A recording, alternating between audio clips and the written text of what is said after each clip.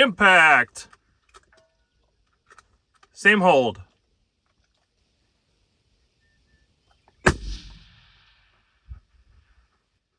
That was an impact, or it hit the dirt and moved the target. I think it was an impact. Same hold. All right, we're here with Tyler. So this is your rifle and your optic setup. Got to 1,030 yesterday. Won this sick Savage sweater, the tactical hoodie, or a tactical fleece, rather, from Savage.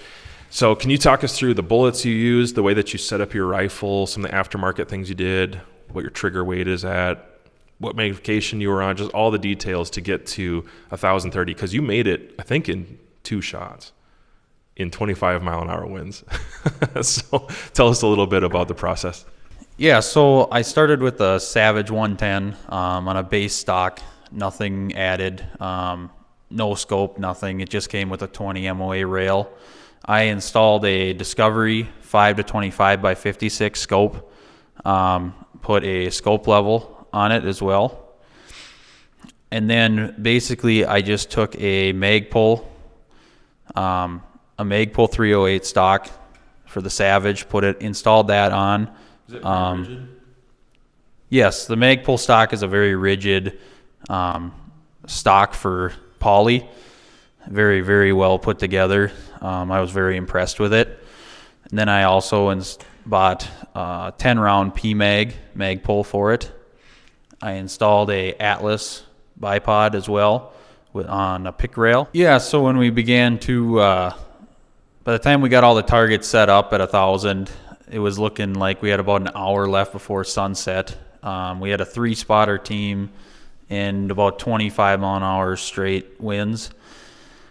The data that I had with my ballistics, we were looking at like around 11.6, 11.7.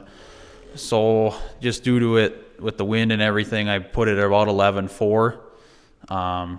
And we adjusted roughly for the windage. It was with all the valleys and everything, we weren't 100% sure what the bullets were going to do. So I put it at like 3 mils to correct for the straight windage. And we took a shot. The first one went just a hair to the left, about half a mil.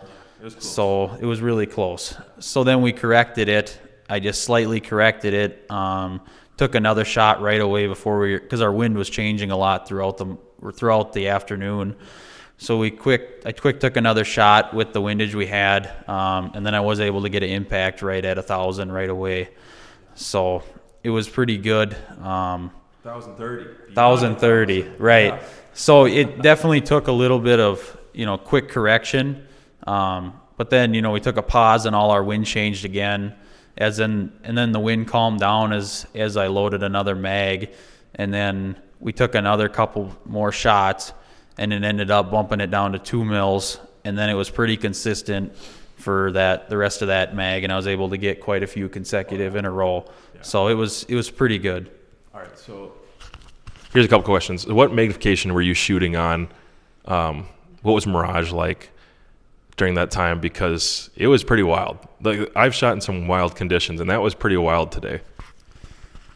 Yeah, so due to the wind being so strong, the Mirage was kind of down a little bit because it was taking a lot of those heat pockets out. I was pushing 25 magnification on this 5-25 by 56 Discovery, just due to the fact that the Mirage was pretty low at 1,000, so I was able to zoom way in and focus in right on the target. It was a very clear image at that point. So, well, I was surprised. I for sure thought that we'd be on 10 or 12 power most of the time out here, but I myself at a mile was able to shoot about half the day. I was able to shoot on 24, 25 power.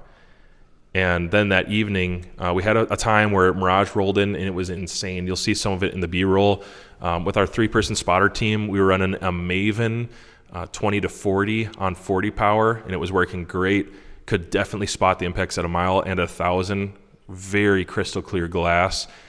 So all of us were running high mag. We had a Zero Tech spotter 20-60 by 80. That was running. You were running that on 60 power most of the day. Peak sunlight. You were running it at 60 power, and Mirage was not overwhelming that image. Could still get a good piece of the reticle. He could give me corrections when we were there at a mile. And then when I was helping him at 1,000 spotting there, I was just really impressed at the image and the quality. So this is a Savage rifle.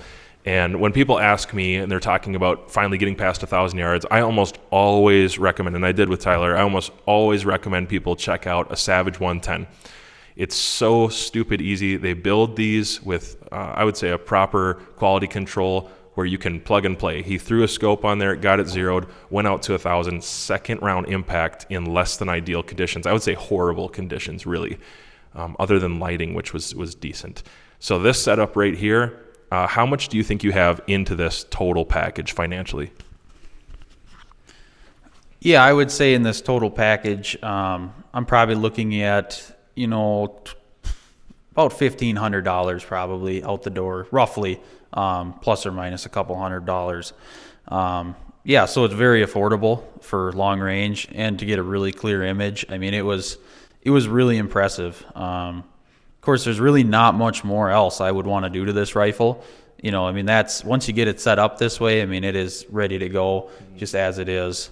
And then just kind of bouncing off the Zero Tech at a mile, that spotting scope is a very clear image when you're out that far. And it just happened to be with that Mirage too, being kind of whipped away with the wind, I think.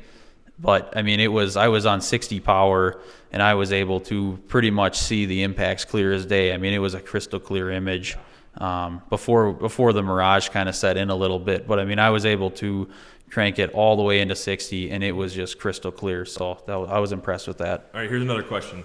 How many rounds do you have through this action? Yeah, I think I've only got about 50 rounds through that action total. All right, so the guy's got 50 rounds, under 100 rounds through it, and rate to 1,000. And we'll do it again today a few more times. And so I'm going to introduce some other guys. We're going to try out a couple other loads maybe, but definitely sticking to 175s if it's windy. And I bet you it won't take too many rounds.